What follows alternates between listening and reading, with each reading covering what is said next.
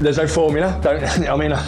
We've got a few Michelin stars, but I'm no expert, and no one is. But like I say, you've got to be absolutely confident in what you do, stick to your guns, and just cook for your guests. We've got a very special guest today on the podcast. Simon Rogan is the founder and chef of Locke in England's Lake District. The restaurant has been around for 21 years and was awarded its third Michelin star last year.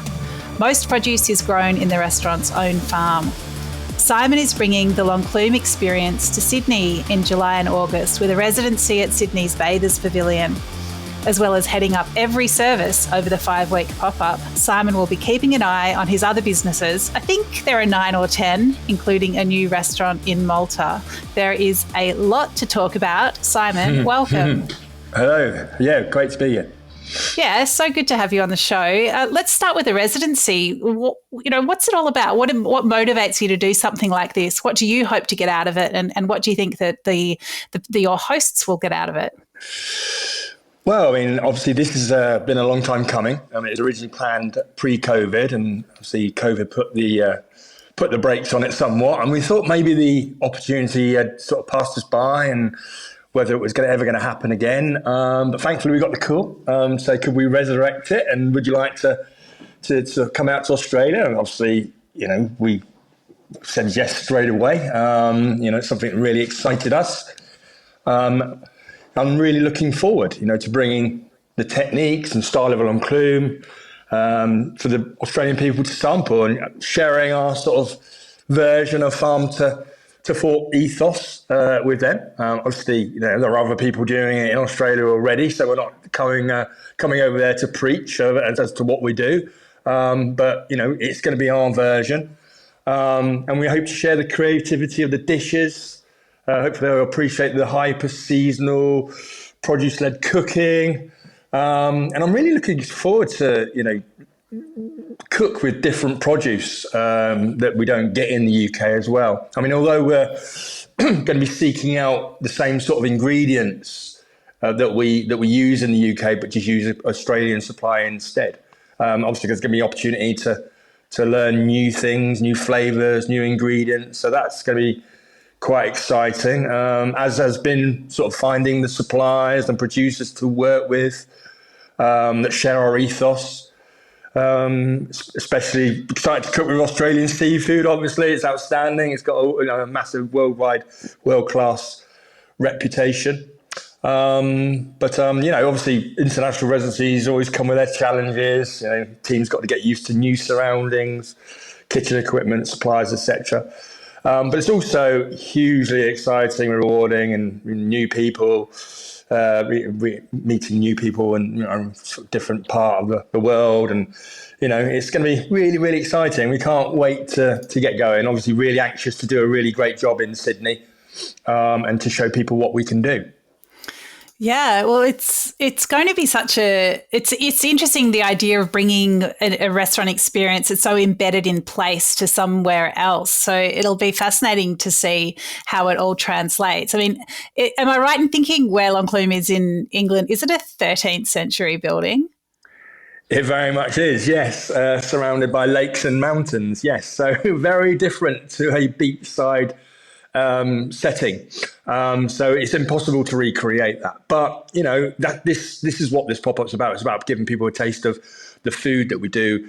Yes, it's going to be a different location, but I don't think it'll be too outlandish that you're eating Locke food in a location like that. It's an equally as beautiful location. So hopefully it's just a chance to show people, like I said, what we can do.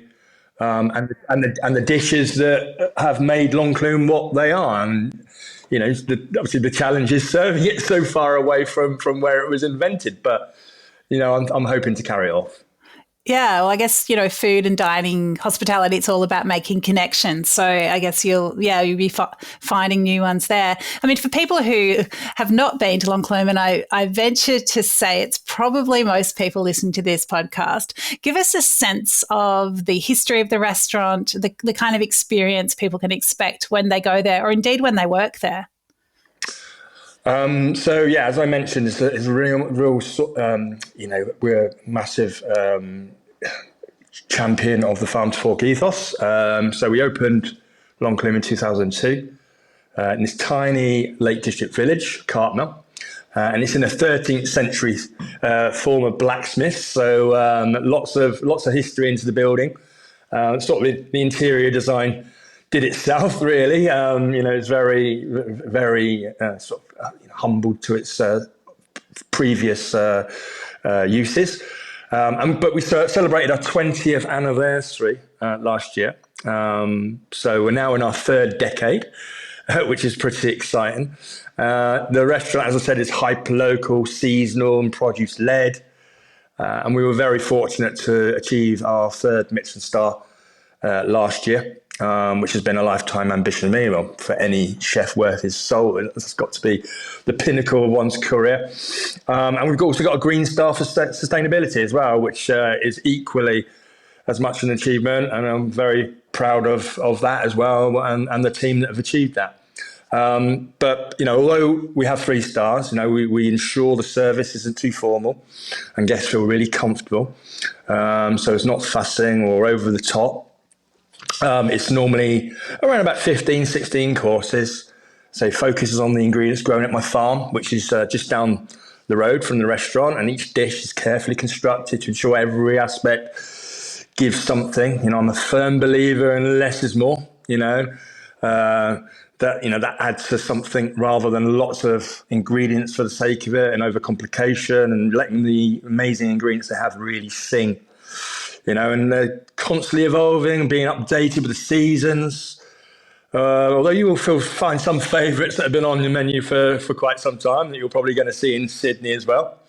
And sort of the farm was established in 2011 and now supplies probably about 80% of all produce over the year.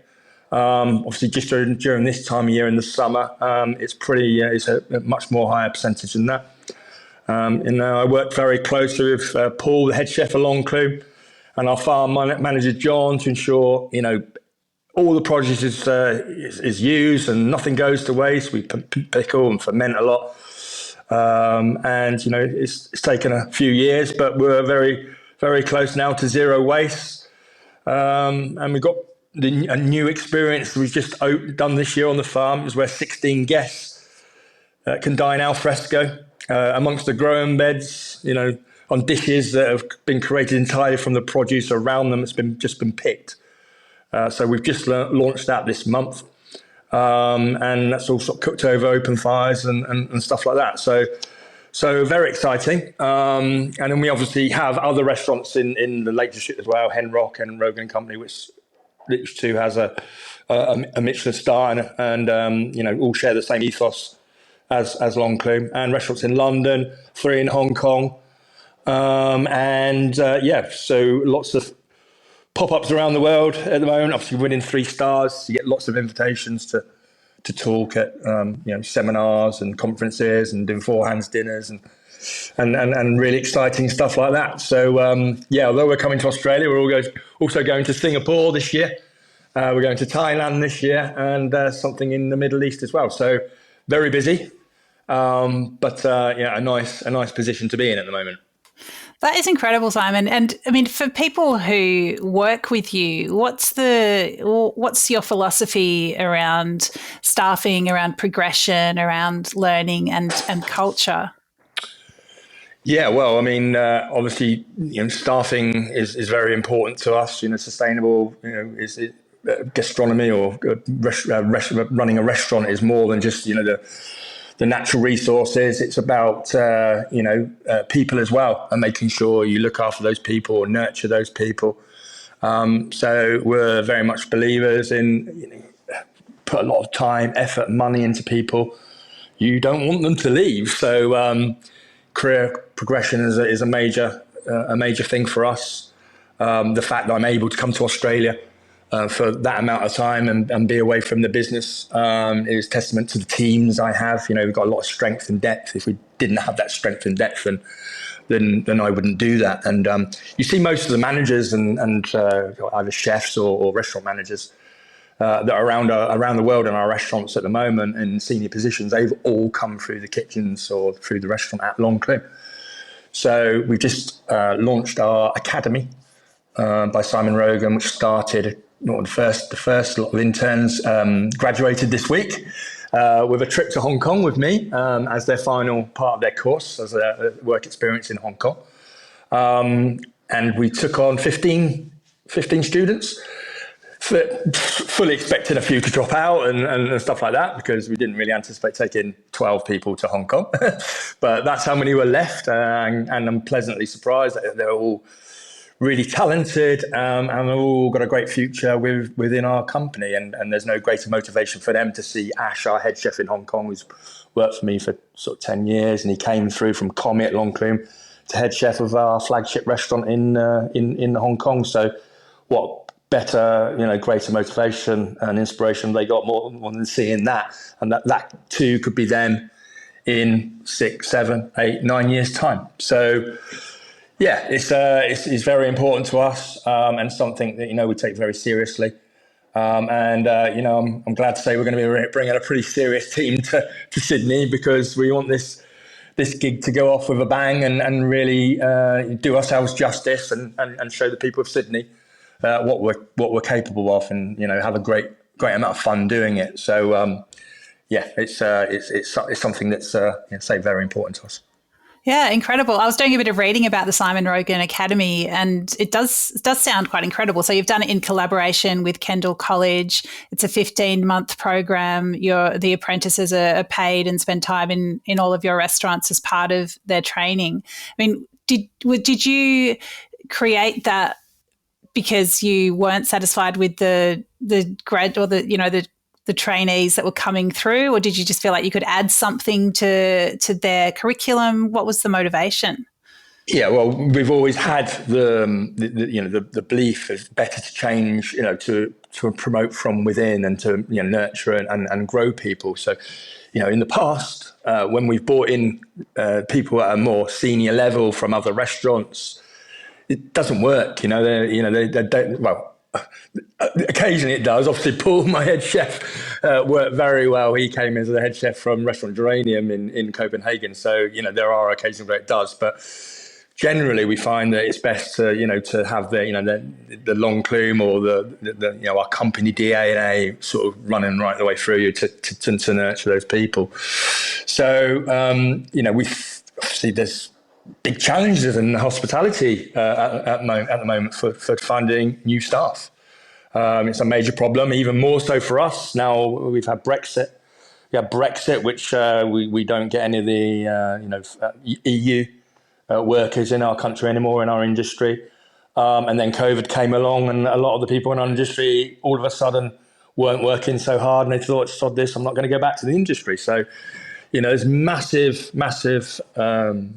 problems with this. So we felt the academy was the best way of trying to put this right, and say the collaboration with Kendall College is really trying to find a way to overcome this challenge. So hopefully, and they are the future. They're going to be people that drive us forward. And I'm pleased to say the next influx of students are on a par, if not even better. So it's really great, and it's great to see that that you mentioned they go to the other restaurants. It's a little bit more than that. They visit, they do some work on the farm.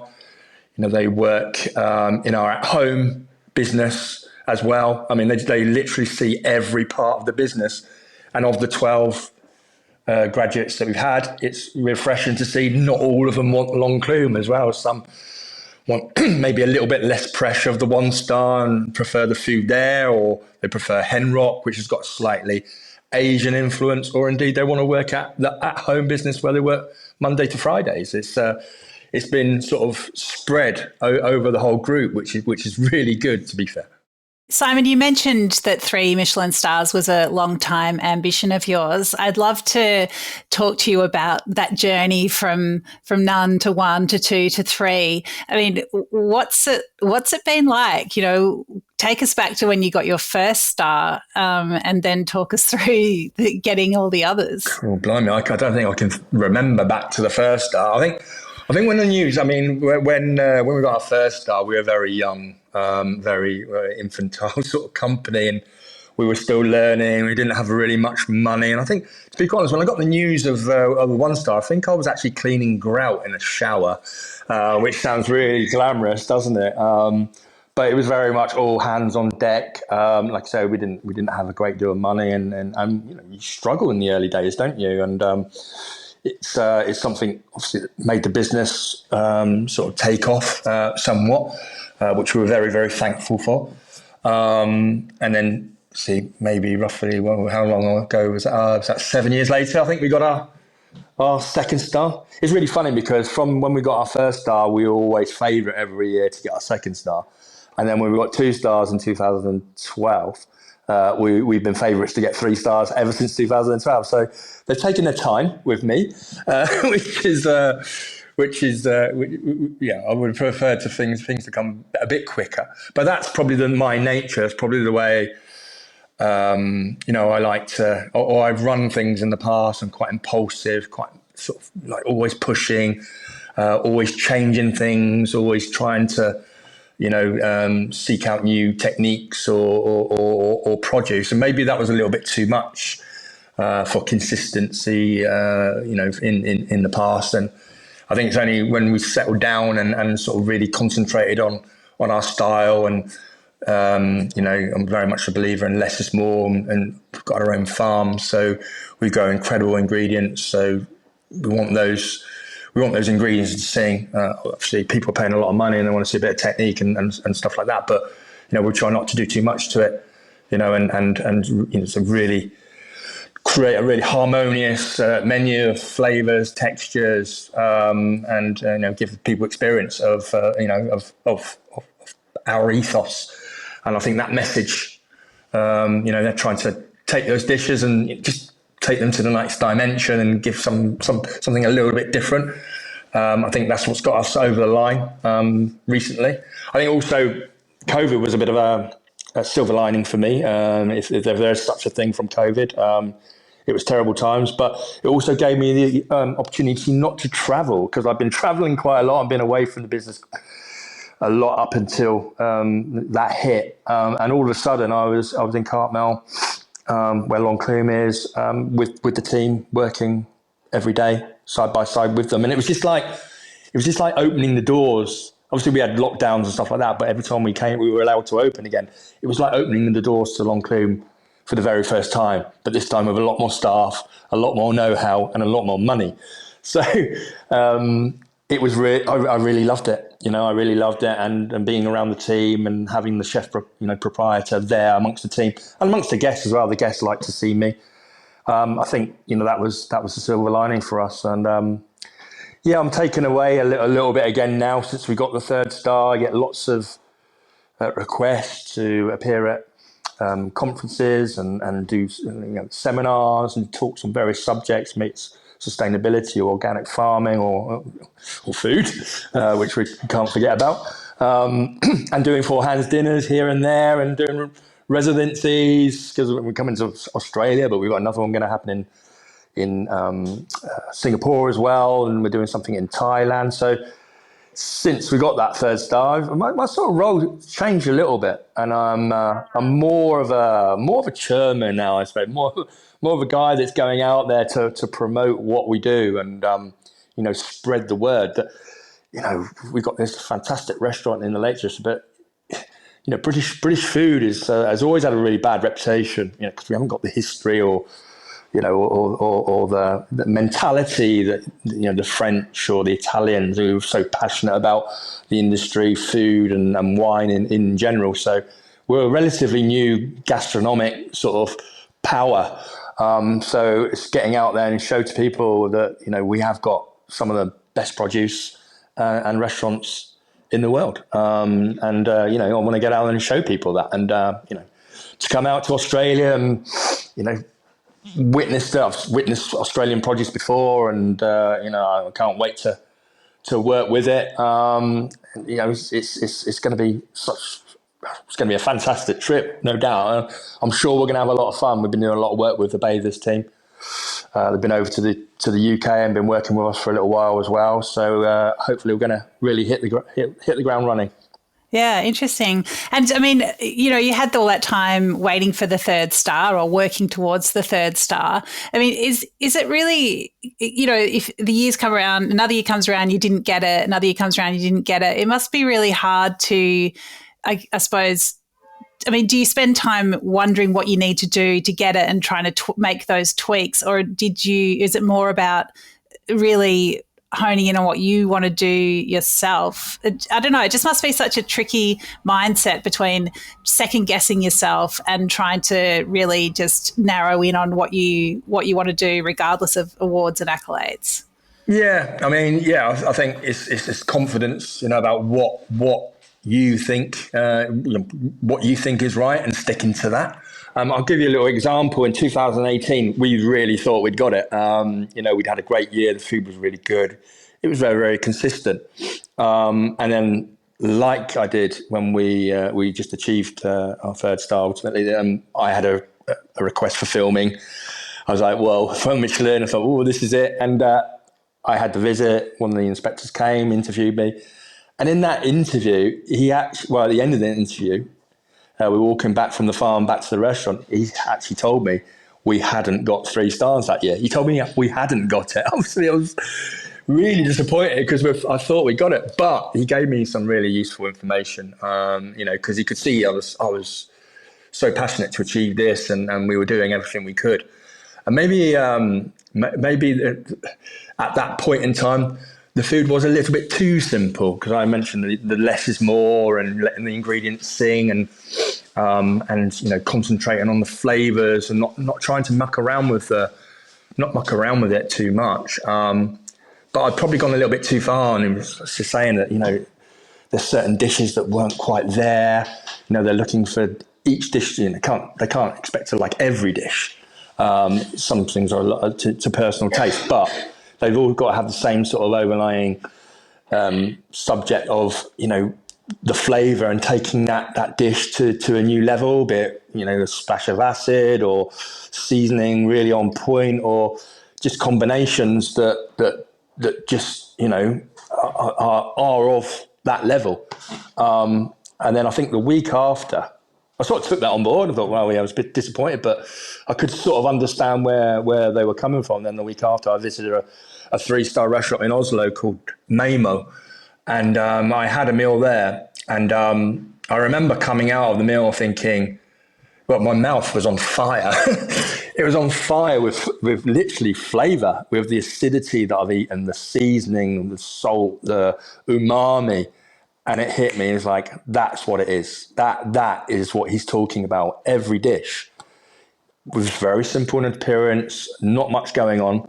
But when you ate it, the application of what they've applied to that dish to take it to another level, that's what we need. That's what we do. So, look at the dish. It's an amazing dish, but how can we make it better? Like questioning everything that we do. So that's what we set about doing. It sounds simple.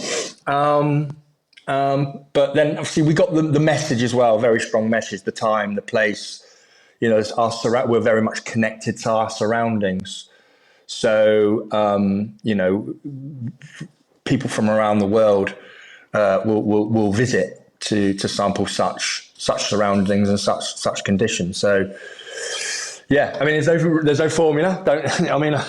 We've got a few Michelin stars, but I'm no expert, and no one is. But like I say, you've got to be absolutely confident in what you do. Stick to your guns, and just cook for your guests. I mean, that's a very famous classic phrase they use: cook for your guests. Make sure everyone goes out of that restaurant feeling $1 million, and then hopefully one day it comes along. Yeah, that's really amazing. I mean, I think to balance that confidence and that self-belief that you must have, but then with the humility to listen and to adjust, I think that's really it's just such a fine balance. But yeah, I mean, congratulations on getting there. It's just really is such an incredible achievement. Yeah, I mean, obviously, just to add to that as well, I mean, the farm, and that's a massive part of it. I mean, that's central to everything we do. And John, my head grower, John Rowland. I mean, he's taken that farm. It's now the world class operation that I'd always dreamed it would be. I mean, it's always been pretty good, but he's taken the productivity and the standard of those ingredients to an absolute another level. So, our job to to sort of use these process these ingredients is pretty easy compared to sort of his giving them us in the first place. So it all stems from that, and we're really grateful for that. So that's probably another factor why all of a sudden we've made the jump to 3 stars. I mean, are you a country kid, Simon? Like, do you have a background on the land? Not really. I mean, I'm from the south coast of England, in Hampshire. So that's where I was born and bred. So there's lots of. I started off working in rural areas in a place called the New Forest, a country house hotel in the middle of nowhere. So as I started as a young apprentice, we were on split shifts, middle of nowhere, nothing else to do in the afternoons. No point going anywhere because it's so far away from anything. So I used to go out with the sous chef and he used to pick, it's quite famous for wild mushrooms. So we used to go out picking wild mushrooms when they're in season or indeed wild herbs or berries and stuff like that. And that really got me into foraging. And my dad actually was a fruit and vegetable salesman as well. So he used to come home with ingredients each week as part of his perk of his job. And a lot of those ingredients I didn't have a clue what they were or how to use them. So that sort of ignited my sort of curiosity as a cook, and probably it was a big reason why I enjoy cooking a lot as well. And probably I didn't like to see the food go to waste as well. So there we go. The sustainable sort of genes, I suppose, was present, at an early age as well. So you don't really realise these things at the time, do you? Or early in your career. It's only later in life you think, whoa, yeah, that must have had a profound difference in for the reason why I'm here today. But then obviously we ended up in Cartmel. I mean, actually went from the country house in a hotel in the New Forest to London and to Paris, and away from that environment. I never forgot it. So when the chance came to land in the Lake District, I remember back to those times and some of the great rural restaurants I've been to in those years leading up to that. So I wouldn't change it for a word. I worked for the world. It's been 21 years now. I've been living. It's undoubtedly one of the most beautiful places to work and live in the UK. So we're very grateful for that. You mentioned that you're bringing some favourite Longclume icons to Sydney. What are some of the dishes that people can look forward to trying, and how will they be, or will they be tweaked for the surroundings? Yep. Okay. So we're dishes like the fritter of pig and eel. That we do with lovage and fermented sweet corn. That's on the dish at Longclume. It's been on the dish for many years. It's one of the little snacks that we do. So we're going to be doing exactly the same as that. But we use a breed from our farm called Duroc pig. On this version, we'll be using Bundara pig. So basically, we've gone out, looked at what we use, and gone to identify sort of local, fairly local producers that share our same ethos to replicate those dishes. So we've got that one. We've got the Berkswell puddings coming over there as well. So it's basically a savoury bread and butter pudding, which we also is used as a snack. So Berkswell cheese, which is very similar to Parmesan, really full flavoured cheese. And it's like a little finger of this caramelised bread and butter pudding. We caramelise it in birch sap, and deglaze it in stout vinegar for a acidic hit. And then it's got loads of grated aged Berkswell cheese over the top. So those two are probably two of the most famous photographed snacks or dishes that we've ever done. So we're bringing that to Sydney for sure. I mean, all the dishes really have been on the menu at Long Clune. We've got the seaweed custard. That's another famous dish that we do with the beef broth and bone marrow. Bits with oysters. Obviously, we use Fowey oysters from Cornwall here, but we're going to be using Wapengo, I hope, Sydney rock oysters. I hope I got that pronunciation right. And then we'll be bringing our own blend of caviar that we use in the UK as well. We do have our own blend in conjunction with Petrosian in Paris, where we cure our own aged caviar in Malden sea salt. So that's going to be brought over. The Fuso artichokes as well, with grilled Maida cheese and cheese, crones and chrysanthemum. So the artichokes, we've got a local grower who's going to grow the artichokes to our spec as well. So a lot of the vegetables have been pre-ordered and pre-grown. So trying to copy our ethos as much as possible. What else have we got? The Tunworth. I seem to be picking out all the cheese ones here. There's a lot more. There's not there's a lot of. I'm picking out. I seem to be picking out the cheese ones. But there's a dessert. We do a frozen Tunworth cheese. So basically, Tunworths is a cheese that I've been associated with for a long time. It's from my home county of Hampshire. It's like an English camembert. Well, we think it's better than camembert.